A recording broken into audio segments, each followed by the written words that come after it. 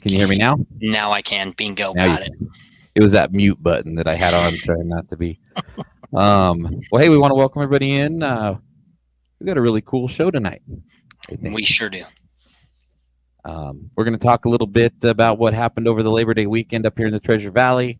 We've got some cool stuff getting ready to happen at Magic Valley Speedway. What was it, like 3 hours ago? You and I were talking, and it was April, and we couldn't wait for the season to start. And now, by the end of Saturday night, you're going to crown 3 champions of the 2024 season. Where in the heck did the summer go, man? It's all about time flies when you're having fun. That's what I tell my kids, because I'm warning I have to warn my kids, like, hey, you guys need to understand there's only 3 or 4 more races. We got, like, I have to prepare them mentally, because I take it hard, they take it even more so. It's the last, and even though I'm warming them up for this, the idea that this season's going to end, the last night I'm going to say, hey, say goodbye. Every night, every time we leave the track, we all say bye, see you later, Magic Valley Speedway. And we're going to say that, and I'm going to say, see you next year. And I know at least one of my kids is going to go, wait, that was it for the year? You know That's what over? I mean? Yeah. That's it. Yeah. So it's hard, but when we have as much fun as we do, man, it just goes by so fast.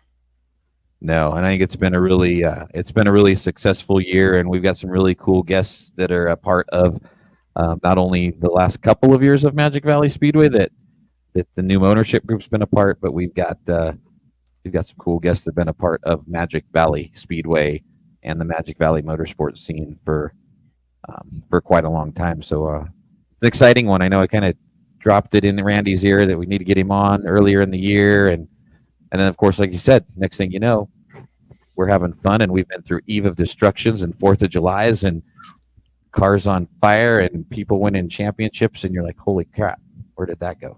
Yeah, that Randy Kerr, he's one of those fellas that during the summertime, it's you got to have a good deal lined up to get him off the lake, because he's usually out on the boat, right, on the weekends is where he wants to be. We ended up having to get a 70th anniversary edition Corvette, right, for him to cruise around on Saturday afternoons to get him to come back to the track. But whatever works, we want Randy at the track. You know what I mean? So. Yeah. So they've got a lot of cool stuff. The Magic Valley Motorsports Hall of Fame. We'll talk to him a little bit about how that came up, what it was all about. We're going to have 1, if not 2, of the 2023 inductees with us live, and then we'll talk a little bit about 2024. It's going to be a ceremony this weekend down there with you guys, and then we'll just talk Magic Valley Speedway, because as a kid growing up here, my dad and I would try to get down there as much as we could just to watch, and it's going to be kind of cool to talk to these guys about the place that is home away from home now, right? Yeah, that's exactly what it is, and I'm thankful for people like Randy. I know there's others involved, but like being able to step up and put this thing together, and we'll talk more about it when he gets on, like you said. But they're kind of ensuring that the past stays connected with the future of motorsports in Magic Valley, and that's awesome. Yeah. First, though, we had Labor Day weekend. This past weekend, it's always years ago, it used to be the end of the racing season. Now it's just like, let's get ready for the end of the racing season. You guys got 3 big races left down there. You got the 7th, the 14th, and the 28th. Correct. Of this year. At Meridian, we've got the 7th, the 14th. We've got Pink Lady Classic, the 20th and the 21st. We're all going to go down to Twin Falls and have one last party on the 28th down there as a big group. And then we got Dr. Pepper at Magic Valley now, so just be ready, because your boy goes crazy on that Dr. Pepper. Are you going to have it up in the booth? Pre-warned, I'll have a gallon of it. And the wife's driving home. I don't want you driving all the way back to Salt Lake on Dr. Pepper. I'll talk to her when I'm down there. We'll figure it out. Yeah, we'll be all right. So up here, though, let's tell you a little about what we got going on, or what we had going on up here. We've got all the superstars are on our little thing it says the green room. I didn't know what that was, and then I was watching some YouTube thing about Jay Leno, and they put them all in the green room. So we've got 4 amazing guests in the green room: Spanky, Riley, Bruce, Randy, and then Steve York going to join us here in a little bit. Hopefully he's got the link as well. So Friday night, went out to the Motorplex at the Mill in Emmett, the Speed Tour Super Modifieds, making their first ever trip around that racetrack. They were out there on a practice night, and you know me, I got home from work on a Friday. I'm like, what are we doing? You know, Melissa's like, I don't feel very good. Oh, darn, I'm going to the racetrack. Feel better. Bam. Highway 16, straight out to Emmett. Speed Tour Super Mods are just one of my all-time favorites, Patrick. You've had a chance to watch them Salt Lake. We got one show last year at Magic Valley. Yeah. Hung out there on practice night. Travis, chatted with Travis a little bit, and because they don't do a stream like our Speedcast or the Flow that we have at Meridian and Magic Valley, he gave us the opportunity to pick a couple of main events to stream. So Pit Stop Podcast, granted it was shaky. It was shaky, Brent, with a phone because I wasn't really expecting it, but it was cool to be able to get those Speed Tour Super Mods to the folks back in California and Washington. Holy crap. Saturday night was awesome. Jim Burgess rolled out with a car that he had just put together 8 days prior. It was a car that he owned. We're going to have a video up here tonight. I got a good chance to chat with Jim at Meridian Speedway Monday night, and he tells us the whole story about the car, and it's a car that he had way back when. He's been begging to get it back. He finally gets it back a week before the Emmett race. Him and Holly and the crew thrash on it, get it together. Very, very fast out there. Nathan Bird, who is, I think, a young man. I've heard his name. I knew he was renting the car from Jim. I think he's somebody that if you're a circle track racing fan around the country, we're all going to start hearing about. Nathan has agreed to jump on this show with us here in a few weeks. We're filled through September, but he's got some formula racing. He does super modified racing. He wants to do some truck racing. So we'll get Nathan on here in October as we wind down the season. He was quick time, so that means he's the brand new track record holder at Emmett, being it was the first time. But Jim Burgess held on, hard charge from Colton Nelson, and so Jim wins Emmett. I got to go down there with you. We had the street stocks, the Apex Triple Crown. We had round 1 down there with you last month, I guess. Yeah. Mm-hmm. So Jesse James Lawson was on fire, and then he rolls into Emmett for round 2. It's a 3-race series. They'll be at Meridian later in 2 weeks on the 14th of September. So Jesse pretty much Jesse'd everybody and just drove away with it. Troy Evans put on a hell of a run trying to catch him in that street stock. But so 2 for 2 for Mr. Lawson. He's fun to watch, man. He's quick. Yeah, he's good, dude. I like watching him race. Yeah. So they picked up those races. Travis Milburn picked up a late model race. If you haven't been to the Motorplex at the Mill, go check it out. I think they got 2 more circle track events. They're running the Spud Cup. There's 5 million go-karts there. And when I was talking to Travis, I'm like, because my kids raced go-karts, outlaw karts back in the day. Mm-hmm. These flat karts, it's he goes, it's $5,000 to win. I'm like, that's it, huh? This is serious. Yeah, I mean, these guys are flying these things in from all over. So Motorplex at the Mill, they'll be doing that. I think they start tonight or tomorrow. It's kind of a week-long practice race, all that sort of stuff. So appreciate Travis and John for letting us put some stuff up on the Pit Stop podcast.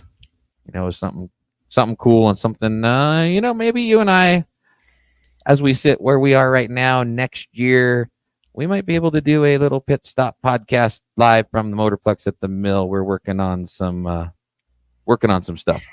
So, for everybody watching, Brent and I we've been lucky to have the opportunity to see a lot of racing and a few different tracks around, and it was awesome. This behind the scenes moment, I'm getting texts from Brent over the weekend, dude, you gotta come up here, man. We got, so when you just get that excitement renewed. It's so fun to see. Doesn't matter how old you are, how young you are, you go to a new place or experience a different format or something. It just kind of like that spark happens again. And so it was good to see that. So when you texted me that, Brent, I was like, I love this. I love it. I'm So ready. hopefully I can get up there and we can catch some up there. Yeah. I think someday we'll meet in Twin, and you and I'll just leave the kids and ladies and say, hey, we'll be back in July. We're going racing, right? Yeah. But it was really cool. Great facility. Of course, then we go back home on Saturday night or Monday night. No place like home for, I love all these racetracks. Meridian Speedway is my home, and Speed Tour Supermods were back. Burgess didn't quite have the car that that he needed. Meridian's a little bit different animal. Colton Nelson and Kenny Hamilton, 83 years young, put on a hell of a fight. Dude, he's got it. There's no way that guy's really 83, dude. Hauling the mail in that super modified. And I'm just like, what? This guy has the spirit. He's like a Mustang spirit or something. This absolute craziness watching him wheel that thing. And sorry to interrupt, but I was watching from here at home. We had dinner at the TV behind me, so I'm like eating dinner and turning around, doing this and watching Colton and him, and getting frustrated. I was getting frustrated with the lap traffic guy. I don't remember the name. Someone was holding him back, and then yes, he was. Then it was kind of bad karma, bit him back and took him into the wall a little bit. And I love Colton to death. I love Mr. Burgess to death. I think if Kenny could have got around the 19, I don't know that. I think that would have been the car in victory lane. And for me, I've been watching Kenny Hamilton since I was sitting in a car seat with cotton in my ears. Mm-hmm. As a baby, that when my dad would just kind of stuff me up there in the grandstands to watch. So. He did win the vintage main event. So as an announcer, it's one of my dreams, kind of like these guys we're going to talk to in a few minutes. It's like your heroes, It's like those are the moments you live for. You love talking to the 15, 16-year-old kids, but when you get a guy like Kenny Hamilton in a victory lane interview in 2024, and I run the phone to my dad, who's 92 years old, who's a huge Kenny Hamilton fan, and of course my dad's like, whoa.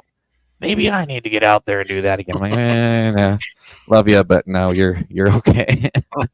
So yeah, great racing. We talked about Andrew Palmer. He is doing a great job in the pro late. Him and Melissa Weaver put on a couple of good races. Heat race was like 0.003 of a second. Close, man. Main event though, man. I tell you what, the thing about Andrew is, and we had him on the show last week. The kid just practices. He's out there every Thursday night. And it don't matter if it's the pro late, the super late, or the street stock. He's getting laps. And I'll be the first to tell you, last year, scared the crap out of me watching him in the street stock. He was still learning, trying to figure it out. And night and day. And definitely he is well deserving of any title or any top 5 in points that he gets at either one of these racetracks this year.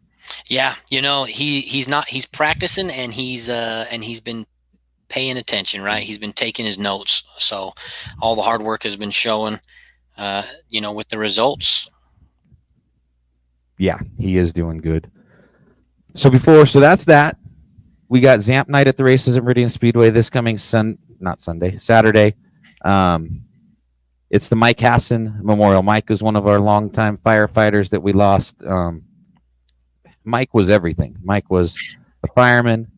Mike was there every Thursday on his own time, on his own dime, flagging practice. And then him and his lovely wife, Terry, who is still our scorer at Meridian.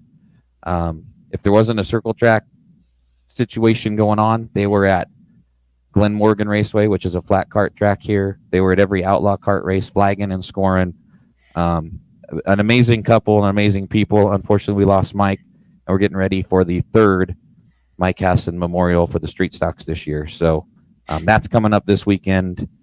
Favorite number 7, birthday's on the 7th, and we're racing for Mike this coming Saturday on the 7th. So that'll be an emotional one. I know Spank and Riley. I mean, we've all very, very close to those folks. So it'll be kind of cool.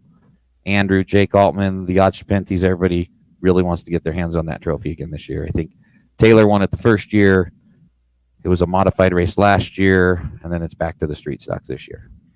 So that'll be kind of cool. Very cool. Before we talk about Twin, though, we want to remind everybody that when we get everybody on the air here in just a couple of minutes, you can chime in, like our good buddy Stan Fuller with the Idaho Historical Racing Society. He made his first trip out to the Motorplex.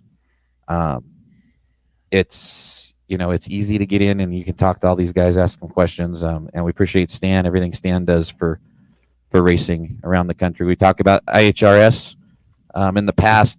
Stan's the driving force in that. So yeah, Stan, thanks for commenting. Everybody else, jump into, if you've been to the Motorplex, please let me know about the concessions. It's something that's dear to my heart. So let me know if you had some, what'd you have, was it good, worth it, etc. So Stan, if you had concessions, please let me know. You know what I did? What'd you do? So I helped Travis for a while in the morning because, I just go like, what do you need? And then it kind of slowed down. I was going to do the 2 races. I started doing this job in 2003 at Meridian Speedway. I sat in the grandstands. I watched car races with my friends for the first time in 21 years. I was like, I didn't even know what to do. I'm sitting there next to Dirk, who is our, pit steward there at Meridian and Magic Valley. I'm like, him and I are like sitting in the grandstands. I'm not even a drinker, and I'm like, just at least hand me a beer, because I feel like that's what I need to be doing. I'm surprised you weren't like this, just in the stands, just not hooked up. Just here we go, everybody. The number 2 car coming out on track. That's what I did. That was in my head. That was in my head. I just took the little foamy ball with me and put it on my fingers like this. But anyway, cool track, cool deal, and yeah, Stan, it was an awesome show. Real quick, Magic Valley Speedway, Patrick, you guys got some championships coming up Saturday, and then we're going to roll right into Magic Valley Motorsports Hall of Fame. What do you guys got going on down there? Yeah, it's Fast Lane Automotive night at the races. So, as you mentioned, 3 championships. So it's the trucks, we said mini stocks, and midgets.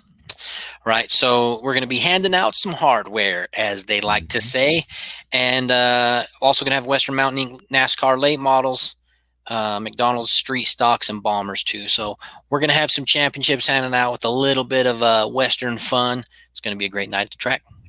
Yeah. And then, like we said, 7th, 14th, 28th, and the lights go out at Magic Valley until April.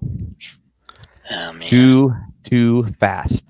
But hey, let's bring a couple of guys on here real quick that have joined us. And I think that they are, how do we say that this guy and this guy, they're historians, they're youngsters, they're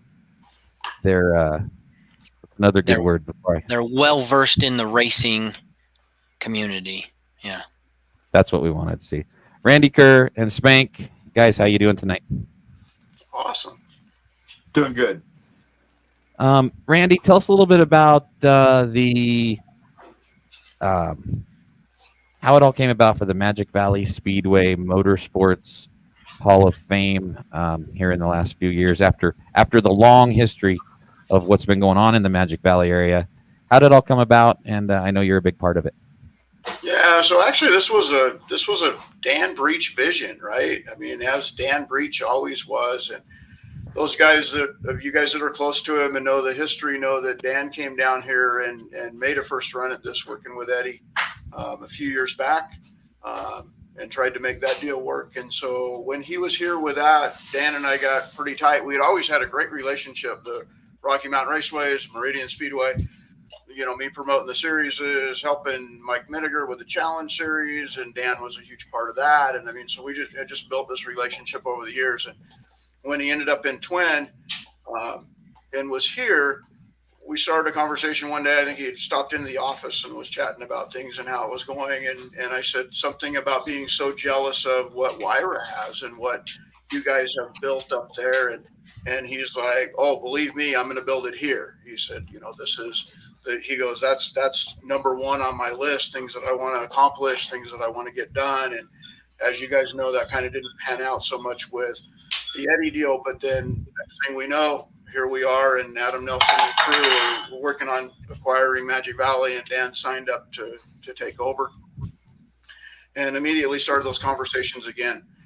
Champions Night was something that we hadn't talked about early on, but he brought that to Spank and and I know Brent and Patrick, he talked to you guys about it too. I mean, super excited to create this Champions Night at Magic Valley Speedway, and let's honor all those people and do that, and that circled back to the Hall of Fame deal again, and that conversation started, and so I was so blessed that we had those conversations, and I knew what his wishes were. And I'd like to say that Randy picked the three people that were the first inductees into the Hall of Fame, but the truth of it is those were Dan Breach's choices, and those went in as his honor. He chose those people, and I could not agree more with the choices that he made. I mean, he definitely picked the right people for it.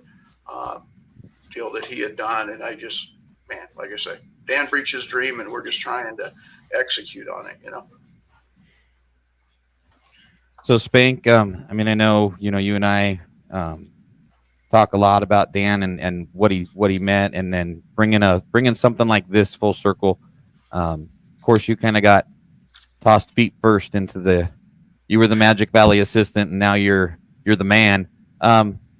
Did Dan have many conversations with you about Hall of Fame or championship stuff going on down there? What part did you play in that?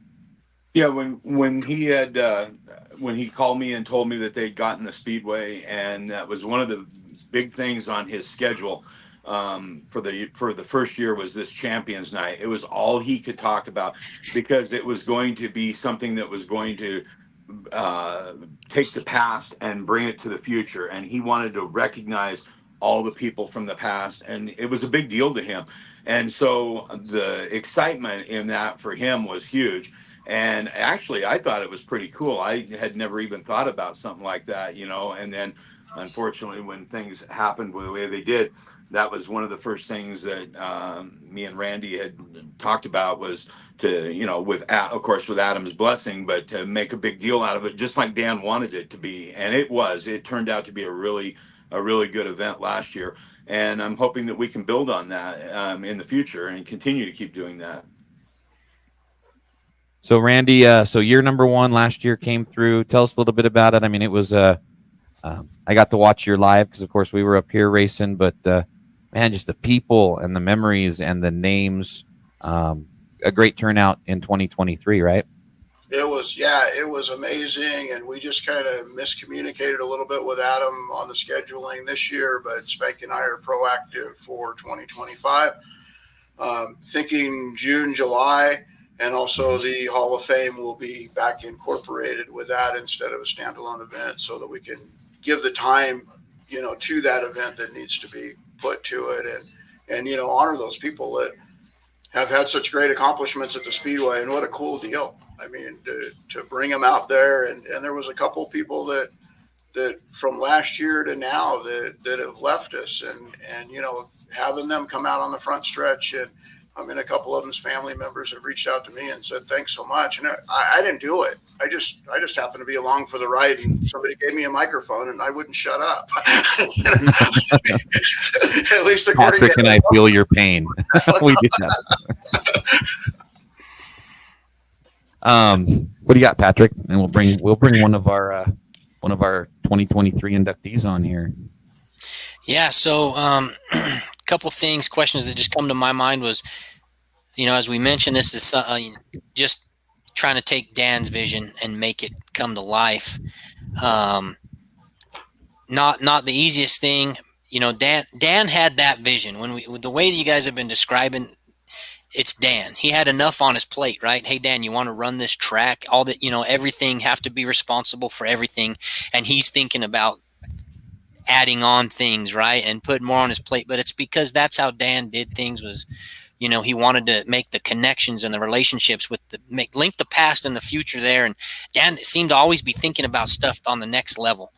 But trying to make this vision happen, like what were some of the difficulties that maybe that you guys have encountered trying to make this happen? I just think the logistics last year was trying to get all the people from the past, trying to round up all the past champions, and then trying to allocate the time in a busy race night to give those people that recognition and give them a chance to be recognized in front of the fans. That was a challenge for us, but real fortunate because Dan kind of had a plan and had had kind of lined everybody out what to do. You're just kind of along for the ride, really. I mean, all we were doing is literally doing what Dan would have been doing, just without him being there. So, and Randy is instrumental in being able to help, not just with, everything in the past with all the, the history of the racetrack, but also, being able to be there to bounce ideas off of and everything. He's been huge, and he's been a huge help for us. So he was able to step right in and take care of the logistics of it down there from that end, going and retrieving people from the past and knowing who they were and how to get in touch with them. So Randy really made it really easy for us last year. Randy, what's going forward? Are there still parts of this vision that we're going to try and still implement? What are we going to build on? Yeah, so for this coming Saturday, we're obviously going to induct the next Hall of Fame inductees. So we've obviously got that coming up. Next year, like I say, Spank and I have had the conversations with Adam about going back to the Champions Night. Kind of got away from us. Getting that back on the schedule so we don't have 7 classes of cars stacked up against us. So that we can give the time to those people and their families. I mean, what a great deal. And I just think that was so cool. Like I say, especially for the ones that left us this year, to be able to reflect back on that was pretty cool. So. Yeah, and you guys were, and I know Randy, you kind of made it a point too. It's not just Magic Valley Speedway, I mean, you guys want to kind of encompass the whole motorsports family down there, right? Absolutely. Yeah. And we've got somebody coming in just to kind of drop a little hint. We got somebody coming in that's maybe related more to boat racing than to car racing, if that makes any sense. And then I was at Actions Cycles and Sleds yesterday doing some work and talked to Rob and just said, "Hey Rob, are you aware of this?" And he's like, "No." And I said, "Well, here's some tickets. Bring your crew out.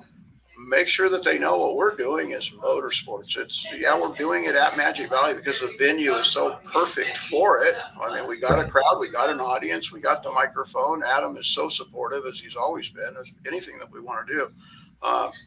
And so I think we're going to get some nominations after his crew comes out and hangs out on Saturday and watches a few races and sees the deal. And they're going to say, "Hey, this guy did these championships in this motocross deal," and stuff that I'd have no idea. I can tell you that one of the other inductees that's going in is, I got to read the bio. He used to race snow machines on an oval track. I mean, are you kidding me? I didn't even know we had an oval track for snow machines. But then I heard it was 1965. That's why I didn't know. I was 2. Right. You weren't there, right? Yeah. Well, and that's the cool part. I mean, I know, with what Dan was a part of and Spank, and I have the privilege of jumping in with the group for the Hall of Fame up here. It's like, you focus, but then you start, like you said, you start to look. It's like, oh, there's a motorcycle guy, or oh, there's a, the boat guy. There's the motorsports world. I mean, there was 3 or 4 racetracks way back in the 50s and 60s up here in the Treasure Valley. And who would have thunk that? So I think that's pretty cool that you guys are going to try to encompass everything down there with all different avenues. Well, it is pretty cool. And one thing I didn't expect to hear was that somebody had raced at a racetrack in Rupert. I didn't know there ever was one in Rupert. Who knows? I guess so. There's definitely some digging and some stuff that I'll be asking Steve York if he knows anything about, right? Or some of the folks that have been around for a while, that longer than me, that might have a clue. I mean, who knows? I have an idea. And this is just the way that I see it, is because of this idea that Dan had. 20 years from now, my kids, right, we're going to be going to the track watching, the class of 2044, and it's going to be folks from the, like you said, boat racing, motocross, snow machine, semi truck racing, all these, and I can just see it's going to be the biggest party in the state that night at the track, just celebrating, all these wonderful the people, these racers. It's going to be awesome. So 2023. Oh, go ahead. The one thing I wanted to add is I was really impressed by Dan's vision of wanting to make sure it was not a Magic Valley Speedway Hall of Fame. Dan's vision was he wanted to make sure that we were encompassing all of motorsports, whatever that motorsports might have been, drag racing, motorcycles, car racing, whatever is motorized, and it was in, that where people are involved in, even like a car show or something like that. Dan's vision was is he wanted this to be a motorsports Hall of Fame, so that it would encompass all of the Magic Valley and try to tie it all together. And I had never even thought of that because, forever our Hall of Fame up here is very strictly, in line with the car racing and the racetrack. Right. So to step it out and to be proactive, to look outside the box and want to be inclusive was something that, again, only somebody like Dan would have ever thought of that. Nobody, literally, I don't think anybody would have ever thought of, hey, we're going to have a Hall of Fame motorsports deal, but it's not going to be just the racetrack. And I think that's really cool. And that was my biggest take from that. Right. Freaking so 2023, Randy. We've got a couple of the inductees are going to join us. Tell us first a little bit about Mark Kidd, because I guess this, he's not going to be with us tonight, but he was one of the first inductees, and maybe for those of us watching the cars, the late models, the modifieds go around. Tell us a little bit about Mark and what he had to offer for the motorsports down there in your area. So Mark's history a little bit, without having my cheat notes up or anything like that, just randomly throwing it out there. Mark worked for a company called Valley Engine, and he was an engine builder there. And he got a reputation as being a guy that could build stuff that went fast. And he got that reputation by putting the stuff that he built in a race car and going fast. Right.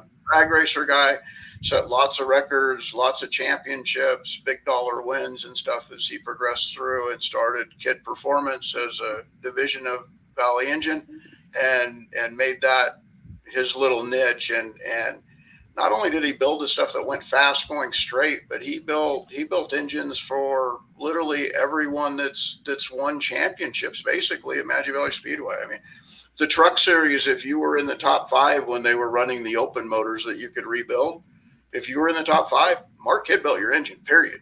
I mean, that's where it came from. That's who knew what pieces and parts to put in a little bitty 302 or a little bitty 305 and make it run faster than a 350, right? I mean, just that guy, drag racer through and through, and just an incredible engine builder. And just for his credibility, I mean, Steve York, when he was doing the track and we had the sealed engine program and all of that, Mark was the only person that we trusted to open a motor up and put it back together and reseal it. So that just speaks to his integrity. I mean, just a stand-up guy. Right. And that, definitely, guys like that, people that, maybe aren't going round and round, but they're definitely making everybody else go round and round faster are a big part of it. Well, as a racing, what are we, dummies, junkies, whatever we are, Patrick, this guy that we're going to bring on here real quick, I've watched him race a lot. Patrick and I have realized that we've been doing, I think we have like 21 shows or something we've done. This is the first family. We talked to Jenna earlier in the year, and now we get an opportunity to talk to 2023 inductee Bruce Qualley. Bruce, how you doing? Well, good. Thanks for having me. Yeah. Well, tell us, man. I mean, you give us a little bit of your history down there. I mean, anytime I was watching Rocky Mountain Challenge Series races, or when my dad and I would make it down there, we were watching you race. Tell us a little bit about your family history and what it means to you here in 2023 and 2024 to be a part of this deal. Well, golly, I'm so honored and humbled to be inducted as a Hall of Famer. I can't believe it. I started way back in '91 and got a first championship in '94. Then switched to modifieds and kind of won every other year with either Eddie or Steve Jones, kind of. So 97, 99, 01. in 04, and then got in the Rocky Mountain Series and finally got one in there. But just a lot of fun over the years, just amazing. You know, I had a great group of guys to help me out. I didn't do it all myself. Racing is a team sport, and I was just blessed to have such a good team and good cars, and had a blast racing them. So the history part. I mean, up here, we've been, I myself been a part of Meridian since I was little. What have you seen change down there in Magic Valley over the years, Bruce? I mean, obviously owners and promoter groups and all of that, but the community, the racing community, how's it been evolving in your eyes down there? Wow. Yes. Before I started racing, when Steve York and Bob Watts built the track, the dirt track, I was racing little motorcycles back then. But every Saturday night before we went racing, we'd go out to the track and watch the cars. And so, York, I'm glad he's also in the Hall of Fame. He deserves it so much for getting that track going. He's absolutely fantastic promoter. He got it started going. Eddie, did a great job as well. Eddie, not everybody saw it Eddie's way every time, but you got to give Eddie credit for building on the track, repaving the track.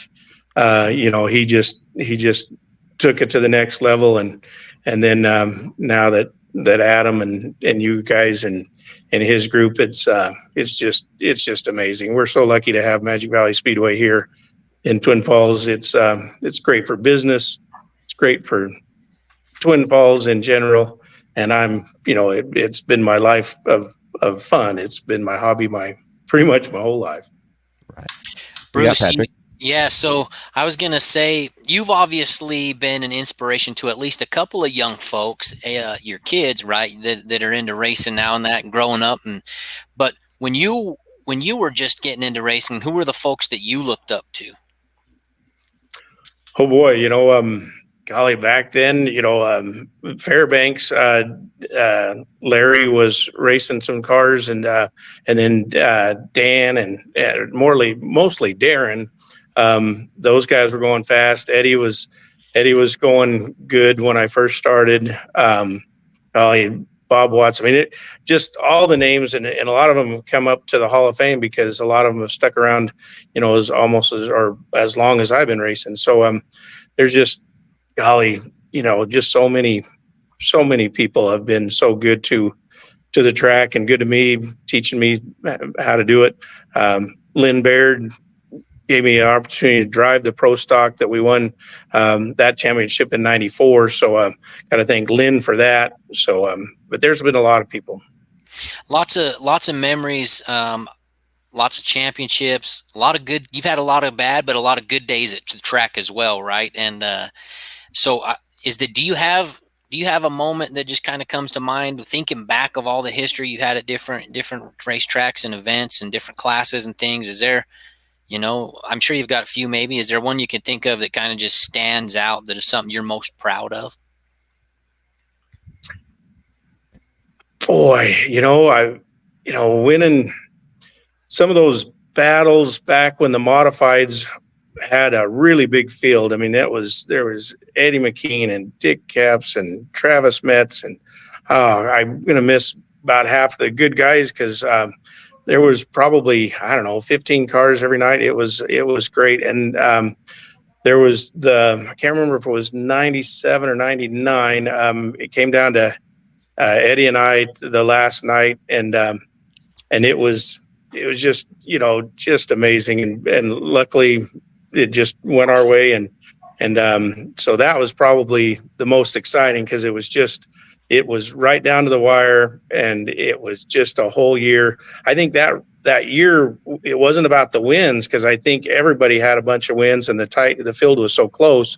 But I think we had maybe 4 or 5 wins. But it was, if you battled from the back and got to second or third every night, it was like, yeah, good points night, stay out of trouble. And so those were the years. Well, and What's that?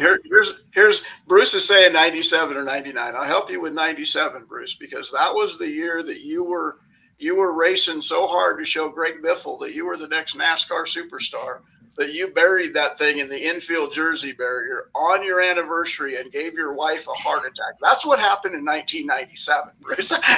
She reminded me of that last year. And I believe she was pregnant with Jenna at the time. Yes. That was, I was so excited for that night because that was the first Northwest Tour, and I was so excited, and then I tore down the light pole, and they had to do temporary lights, and then it kind of bunged up my shoulder. I wanted to stay for the race, and then I finally gave in and says, we better go to the doctor and see what I did to this shoulder. So I was so excited for that Northwest Tour race, and then I didn't get to see the end of it. That was one of the, see, I said you had good days and bad days. That was one of the bad days of the track. So, but I didn't bring that up. Randy did. So just remember that. Okay? That wasn't me. So, but let's reflect back on this. So on this past year, Bruce, you get inducted, the very first class Magic Valley Motorsports Hall of Fame. How did that feel to be part of the very first class? Oh man, Randy did such a good job of just saying that was, a champion, a night of champions.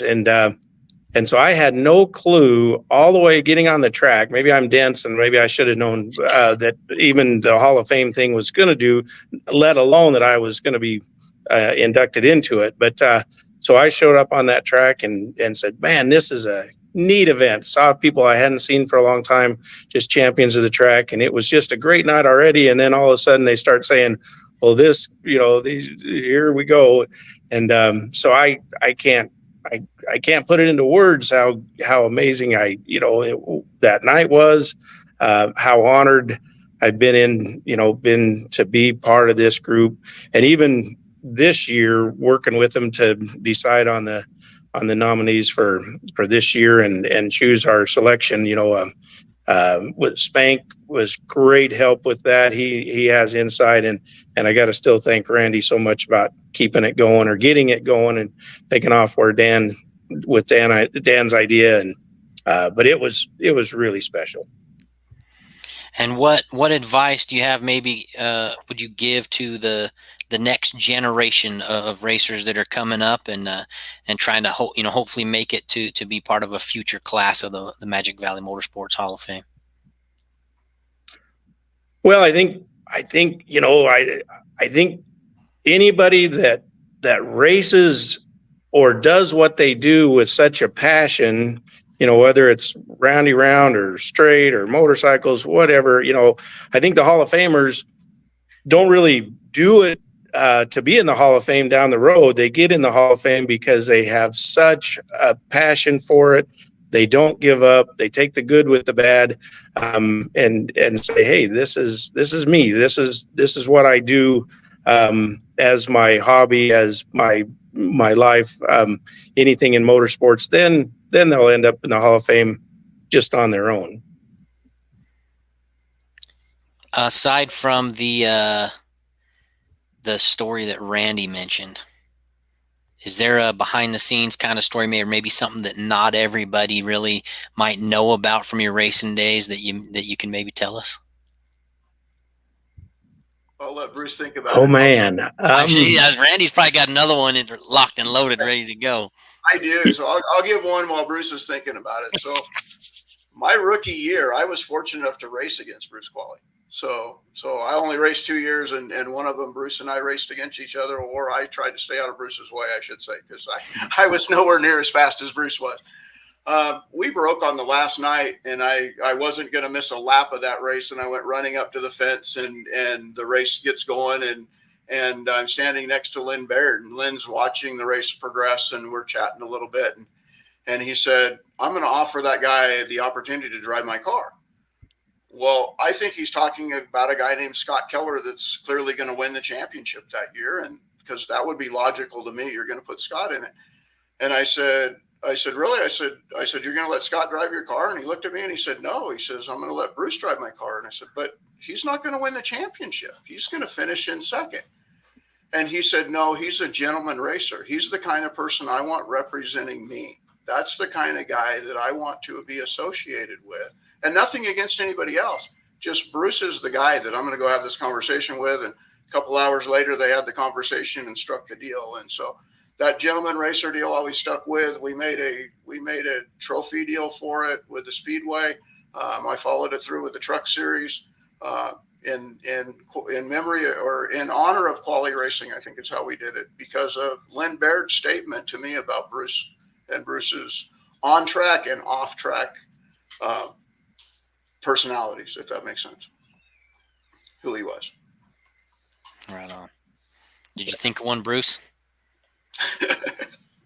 Oh man, not really. I guess I was, I was really lucky. I have learned that especially in circle track, you need to be with smart guys and have a good car. And probably when I bought my modified, when we were first doing that, the modifieds down, they ran in Santana, and there was a guy named Tracy Norman that I bought my modified from.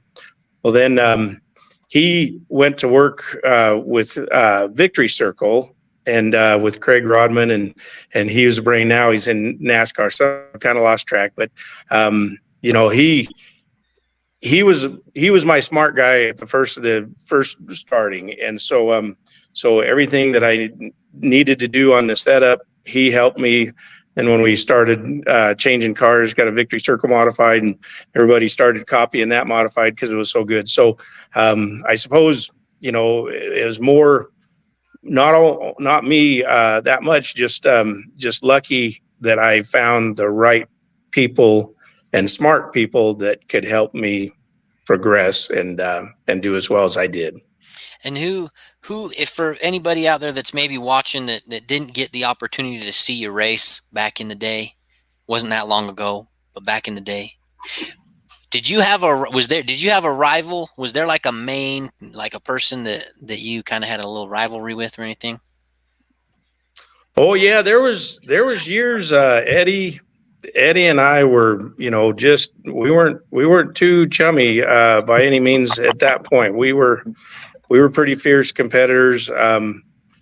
Steve Jones and I had some really good battles and good, seasons.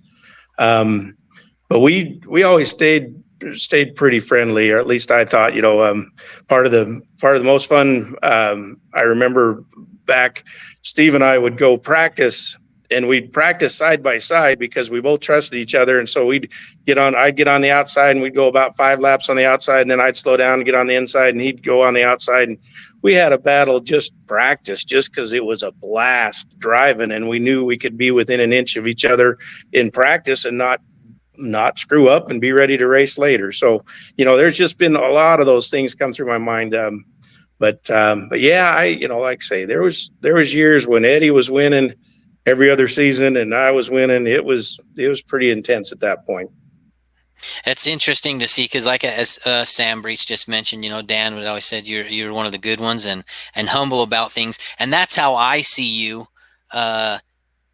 So I wish I could have been there for some of these. I want to see, some of the battles between you and Eddie because you seem like such a nice guy, Bruce, man. I want to see the fire in your eyes. You know what I mean?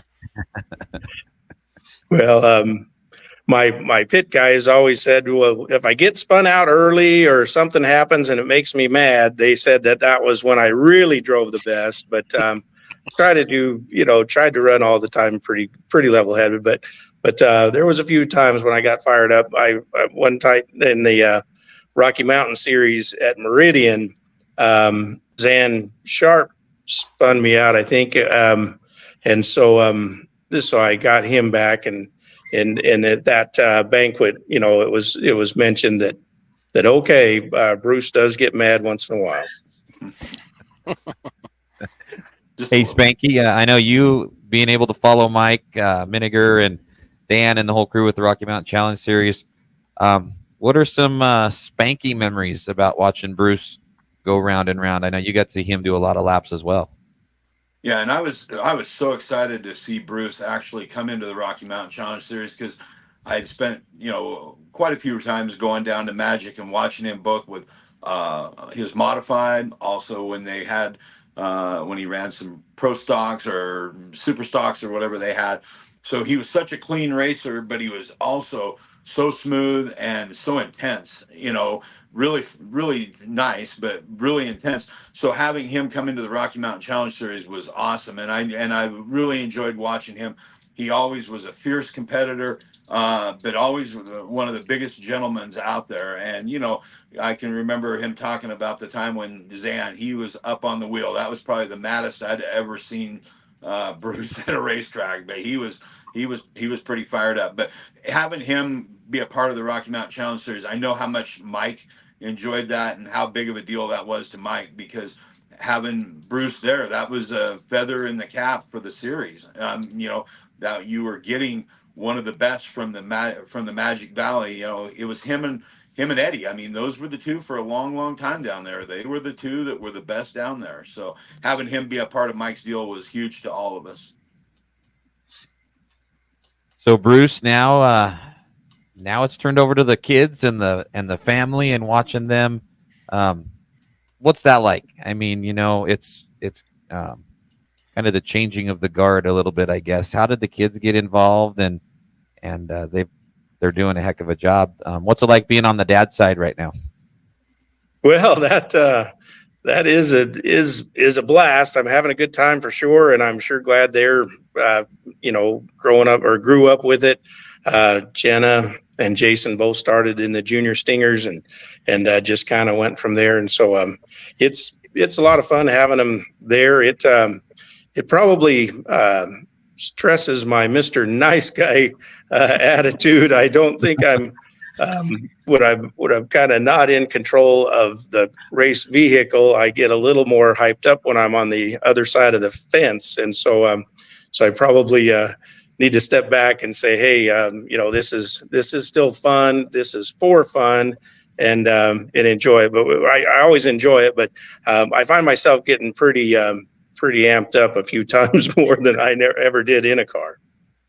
Yeah, I think that's the way that works, because I always, I dabbled in the racing a little bit, but I never got as hot and angry as when somebody ran into my son or my daughter when they were racing. Then that was a whole different side that even surprised me every now and then. It is different.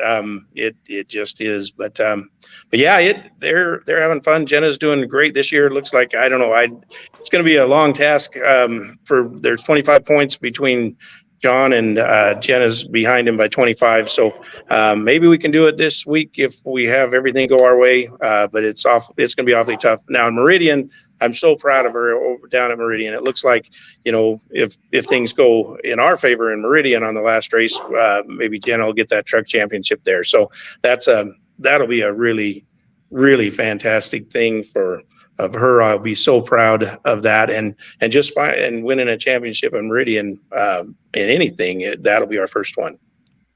Yeah, I know when she won that race earlier in the year, first thing she said to me when she got out of the truck is she's like, "I don't win here. I don't." I'm like, "Well, you are now. It looks like," and just the smile, and you can tell she's a chip off the old block, because she's very humble and seems every time that I've seen her, and I know Patrick as well, crawl out of that truck, it's like the very first win. She's excited each and every time. So I think that speaks a lot to you, Bruce. Well, thanks. Yeah, you go to Magic Valley's website right now. I believe it's got a picture of her getting out of her truck, the last win, and that huge smile on her face, and that's it every time. So go check it out on the website. It's right there. Yeah, I know it's cool to see. So Randy, as one of these guys, I mean, you're being able to see these guys be part of this Hall of Fame and the history of the place that you guys love to hang out all the time. As you get ready, we're trying to get Steve York on. We're having a couple little issues, but tell us a little about what you know of Steve, and Bruce, you as well, and Spank. I know you guys. I was a lot younger in Steve's days. I got to go and watch, and when I was helping Todd and those guys with the Pro 4 Challenge stuff. But tell us a little bit about Steve York, your third member from 2023, from last year's inaugural class. What did he mean to this place? Yeah, and I wish he was here to talk. He's actually, because of who Steve is, right? Steve is always about the community and doing good things, and being part of that is the reason he's not here right now. He is actually doing a Boys and Girls Club event planning deal for the fundraising deal coming up for the Boys and Girls Club here in Twin Falls. And so he wanted to be here really bad, and ego wise, you want to be here, but you know what? He's just, that's who Steve York is, right? It's not about him. It's about the community and what can I do for the community and how can I make it better. And so that's where he was trying to get free, and he texted me and said, I am so sorry. I can't jump in, but I've got to stay on top of this. And you know, we got to get this planned and make this a big win. And he always gets like NASCAR tickets to give away. I mean, the cup races and stuff with that, and just great fundraiser for that stuff. And it all comes back to who he was as a promoter, right? One thing that Steve York understood was that you cannot make this work without your partners, which are your sponsors, if you will, but he called them partners and was diligent about them being partners in his business. You need the racers, because you've got to put on a show and you got to make that happen. And you need the fans. And he fully understood all three parts of that, and understood that you cannot make it work if you're missing any of those elements. And you needed to treat all of them as equal and as your partner. One of the things that I always respected and loved about him was he would sit in the grandstands with sponsors, fans. I mean, he was a race fan at heart, and he would sit there and watch the night unfold and learn from it. He would take mental notes, and he would just say, you know, we could have done this better. We could have made this more exciting. We should have done this a little bit different or whatever. And when I was doing the race director deal, he just left me up there to do it. And at the end of the night, there was one night I'll never forget. He came up and he said, I don't know what you saw down there. And he had that accent going on, you know, yeah. And he said, but I think you might ought to go down there and apologize to Mr. Corbridge, because I'm not thinking he was involved in that.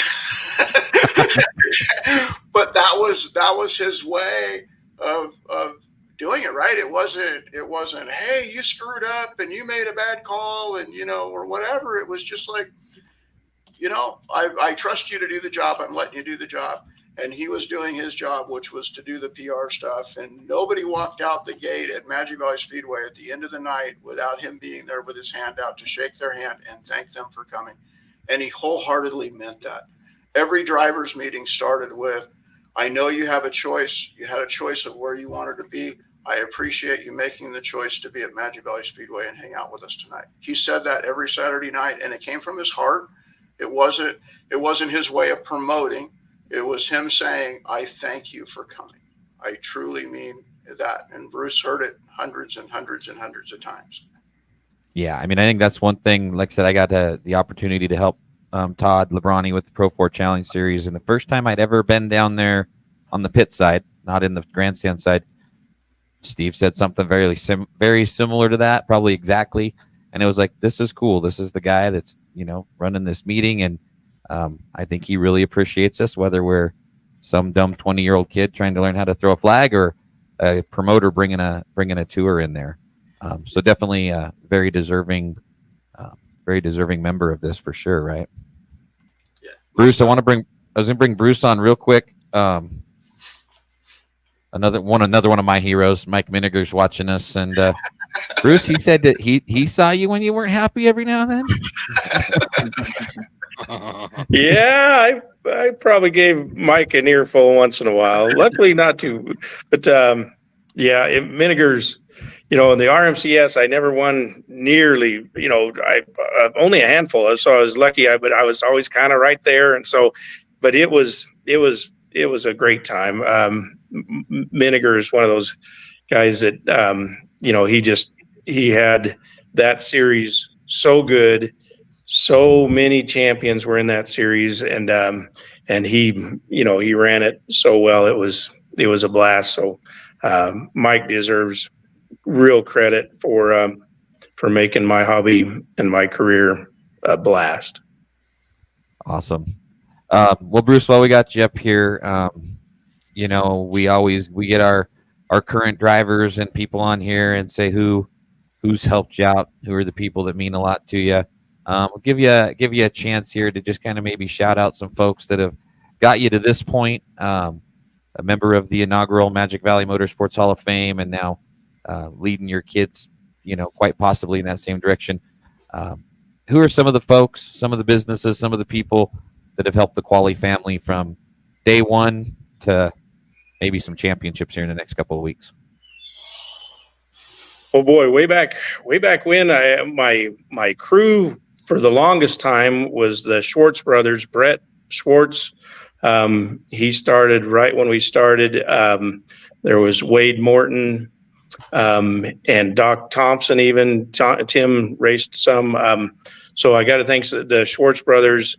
Then Hank Healing and his boy Hans, buddy Adam, helped me at the end of the modifieds and through most of the RMCS. So without crew and helpers, my wife, the kids, towards the end of when I was racing and when they started racing, they were helping too. So the family, of course, but I got to thank my helpers that helped. And then sponsors, golly, we've had early days, Cat Country Radio was big, even King Video Cable, that was now Sparklight, Cable One.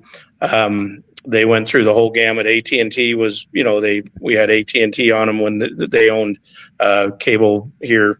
So quite a few sponsors for sure that had stuck with me for 20 years. Prudential Idaho Homes and Property is another one that comes to mind. So just a lot of help, a lot of good helpers.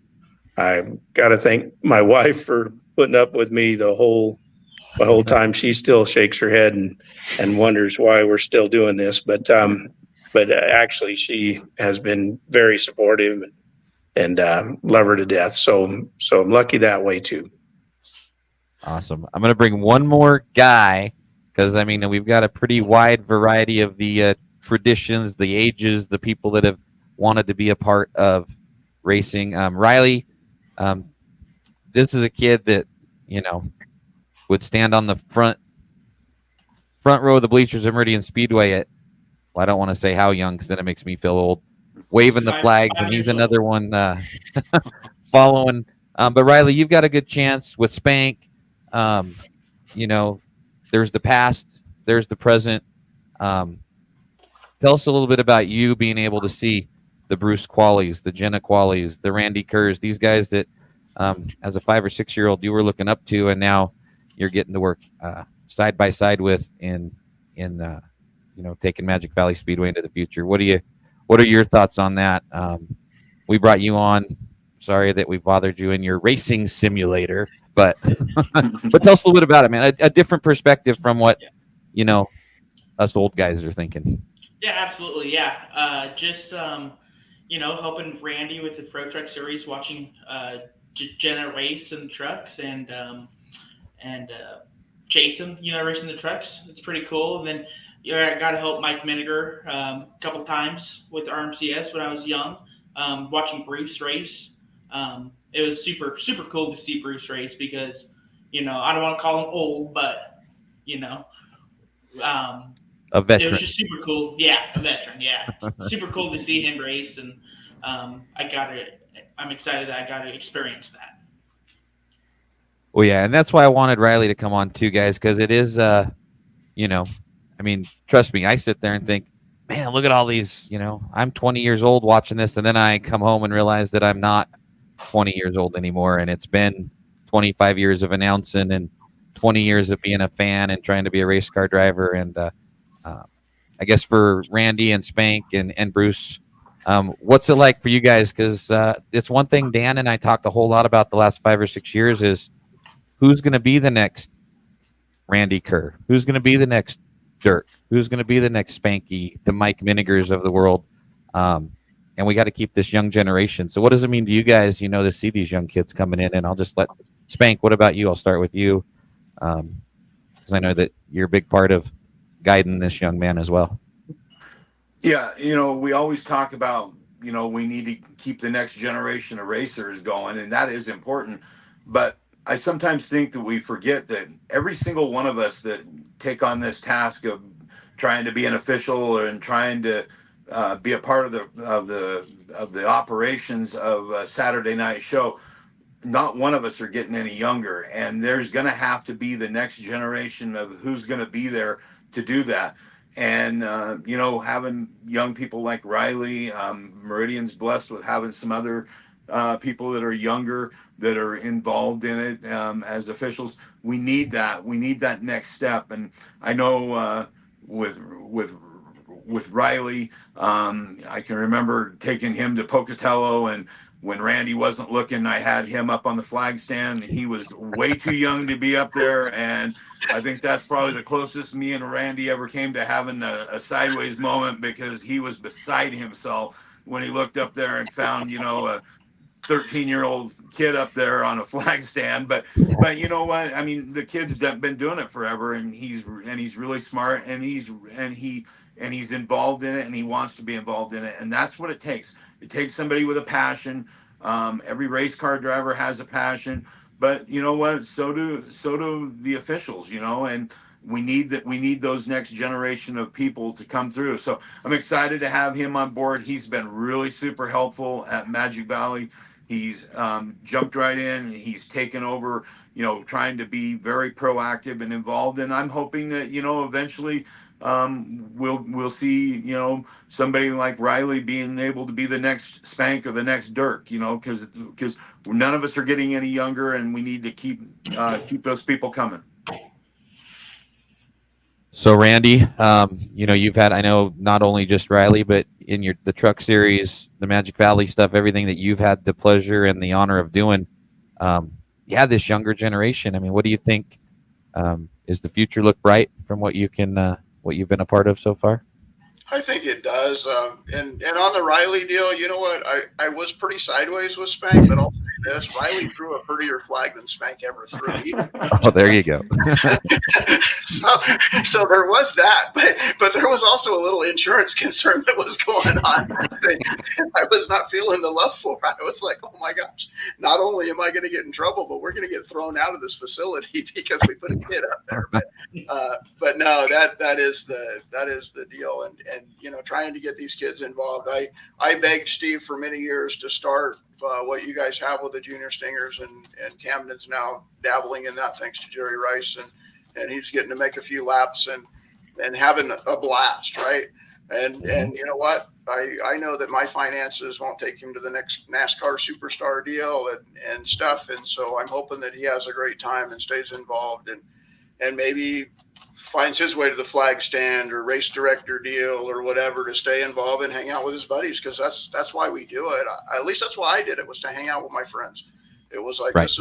This is a cool place to go hang out with your friends on a Saturday night, and it beats the heck out of doing it at a bar or some crazy deal like that, right? I mean, Yep. So yeah, yep. And Riley, I think is going to be one of those that makes it into the Hall of Fame one day, and I hope I'm still around to see it and to kick his ass for taking that flag. Or Megan, come on, Spanky, please, Spanky. I was gonna say, I remember at RMR seeing him in the flag stand, and I was like, this kid has the best job ever. He gets to travel and do this stuff. I thought it was cool. I got to do it just in town. Right. Yeah, he was 13 when he did it in Pocatello. It was not cool. I remember I did it once at RMR. I did it once at RMR and for a practice for the truck series. And once I got down, that Dan came and talked to me and had a little chat. I bet Dan did have a chat with you. Yep. Awesome. Yeah. Well, guys, I tell you what, the future. I mean, here we are. Just a few days away. You've got Randy, Bruce, Spank, Riley, Patrick. All you guys are going to be down there for the 2024 Magic Valley Motorsports Hall of Fame induction. How does it work? I mean, can it just kind of maybe explain a little bit to the fans out there? Who can induct who? What do you get? What are the requirements to get a name on the list? So we have a Facebook page right now. Hopefully one day we'll end up with a website or something cool like that. But at this point, because of the budget of the deal, we've got a Facebook page called Magic Valley Motorsports Hall of Fame. And you log on to that. I've also got a QR code that we could pop up. I should have shared that with you. You can get onto that, and you just hit the message, and you send a private message saying, I think that Bruce Qualley should be in, and I think that Bruce Qualley should be in because he's done this and this and this, and give us a paragraph of why. And there were 27 nominees, and for essentially the first year, because the first nominees were Dan Breach's vision, right? So, I mean, we really have only been promoting this for a year and didn't promote it as well as we could have. And I think we'll do better at that going forward.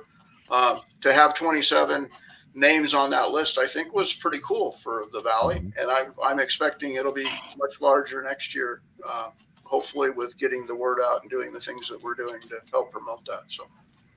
Awesome. And that's this Saturday, September 7th. So how many are you guys inducting this year? I know you had the big list, but how many are going in? So out of there are the names that we shared are the people that had made it to the final round. And then there were 6 of them that will go in with that. And there are 8 of them that will be automatically on for 2025 to be voted on again. So awesome. And the cool thing for everybody watching, that's going to be live on speedcast.tv too. So if you're not at Magic Valley Speedway, Patrick will direct everyone into the view of the camera from high above, so people around the world and country can see who the newest members are. Bruce, in closing, man, first congratulations on your induction last year and an amazing career for guys like me and Patrick and Riley and Randy and Spank and everybody that got to watch you go round and round. The future for you, I guess, just watching these kids grow and still be a part of motorsports in Magic Valley and beyond, right? Yeah, I sure hope so. Jenna wants to be a mom again, and so she got married this summer over the year. So we'll see what comes of next year with Jenna. Jason, he's got 2 little twin boys, so being moms and dads put a little bit of crimp for maybe a few years in racing business. So maybe we'll see, but we can't give it up. We'll do something, and but we'll see. These next couple of years with little babies coming up, going to be a little bit different, but I know we'll be out there. That's for sure. I just heard Bruce Qualley's getting back in a race car. Is that what you heard? That's exactly what I heard. I heard that they were taking out his suit, going to go ahead and take it out a little bit so it'll make sure it fits, and dust off the helmet, put him back in a car starting next year. And I'd love to see that. We'll see if the rust shakes off. I'm going to be 60 next week. So, but man, with Kenny 83 and still wheeling a super modified, I have no excuse. 60 is nothing compared to that. Right. So, you're still so he might be my hero and my guy that says, "Hey, keep at it, young man." We could all learn from Mr. Hamilton the other night. 83 years old and still right up on top of the wheel, going as hard and fast as anybody else, and that's impressive. And so I guess that reminds all of us. None of us are old when you stop and think about what other people are actually doing. So, but that is true. That is true. Spank, while you're up there, man, tell us a little bit. You're wrapping up year number 2 at Magic Valley. You're going to get to be a part of this cool induction deal with the Magic Valley Motorsports Hall of Fame. 1 month to go. I mean, we were all out there in April freezing our tails off, and here you are on the home stretch. How's it been? What's your outlook for these final 3 weeks of racing down there? So really looking forward to the last 3 races. We've had a really good year. The car count has gotten better. We have had some nights where a couple of the classes have been a little lean, but we've definitely had an improvement. The fans, we're having a great turnout in the grandstands every week. We're starting to have the Meridian mentality of, hey, don't head out to your car and leave. There's still more stuff to go do in the pits. It's really cool to see people come down after the races, be down in the pits, and be part of the, the party in the pits. It's something that that was normal to me for all the years at Meridian, and yet you go to some of these other places. Once the races were over with, you went to your car. You never went to the pits. So it's cool to watch that. I've been real blessed with having great people that have helped, great officials that have helped us. Again, Riley coming on board and helping me was huge this year. So, looking forward to next year. I continue to keep building this. Hoping that we can turn this into, the way it was back in the day when Steve had it, and and make it be just like Meridian. That's always the goal, is to try to produce Meridian a Meridian mentality down there, and I think we're getting closer. You just need to continue to keep working hard at it. Yep. Randy, you got a big part in this. Anything before we let you guys get back to your evening? You want to let these fans and drivers and people know about Magic Valley, Twin Falls, and the Magic Valley Motorsports Hall of Fame? Sure. So one of our inductees told me today that his intent is to set a track record at Magic Valley Speedway on Saturday night after the Hall of Fame induction. So I got to get this cleared with Mr. Nelson, but he thinks not only is he going in the Hall of Fame, but he's going to set a new track record, and I'll leave it at that. We'll let you all see it Saturday night when you come out. On the edge of our seats. I love it. I love it. And Riley, last but not least, man, anybody you want to, let me give you a little time to shout out and thank some of these people that have led you to where you are as you get ready to wrap up your season down there at Magic Valley as well. Well, yeah, first of all, I got to thank Adam Nelson, letting me come on board, and Dan Breach, without him, I would have not been able to do any of this Magic Valley stuff. Spanky, letting me do what I love doing and helping at Magic Valley. Then Randy helped let me jump aboard with Pro Trucks. And everyone else like Dirk let me flag out Meridian back in 2019. But if I didn't start doing this when I was young, I probably wouldn't be here where I'm at today. All right. So there we go. The past, the present, the future, and the 2024 Magic Valley Motorsports Hall of Fame. You guys, I appreciate you coming on. For the folks that are still watching, which is, I think, what's it say up there, Patrick? 14 million, right? 14 million viewers? 14.3. Yep. it's just because I'm on. It's just because I'm on. Breaking records, blowing up the internet. Hey, go to the YouTube page. Cameron Kerr has an interview that we did with him at Twin Falls down there. Of course, Jenna, all of our podcasts are on there. The YouTube page has a lot more stuff than what we throw on the Facebook page. So go on there, check it all out. Later tonight, we will have Mark Pasquale, head of the Speed Tour Supermods. He's going to have an interview on there. We are going to have Matt Elliott, Caldwell, Idaho, super modified driver. And then my 2-minute interview that turned into a 7-minute interview with another one of my heroes, Jim Burgess. We chatted with Jim before the races on Monday. So head over to the YouTube page, catch all that stuff. Patrick and I do some highlight stuff and some weird, just, middle of the day when we don't have anything to do, jump on and talk about racing. But for us, you got anything, Patrick? And then we'll let these guys get back to their day and we'll get ready for Hall of Fame Saturday at Twin Falls. Yeah, I'm just looking forward to it, man. It's an honor to be able to have this opportunity to be in this space, as like the Brady Bunch intro style, like with all of our squares here on the screen, with the all the history of racing and all the future and the good things that I see coming because of this group of guys right here. It's an honor to be here with you guys and spend my evening like this with you. And I'm just looking forward to getting to the track Saturday, man. All right, let's get that going. Next Wednesday night at 8:00, we are going to be joined by the promoter of the Open Wheel Showdown.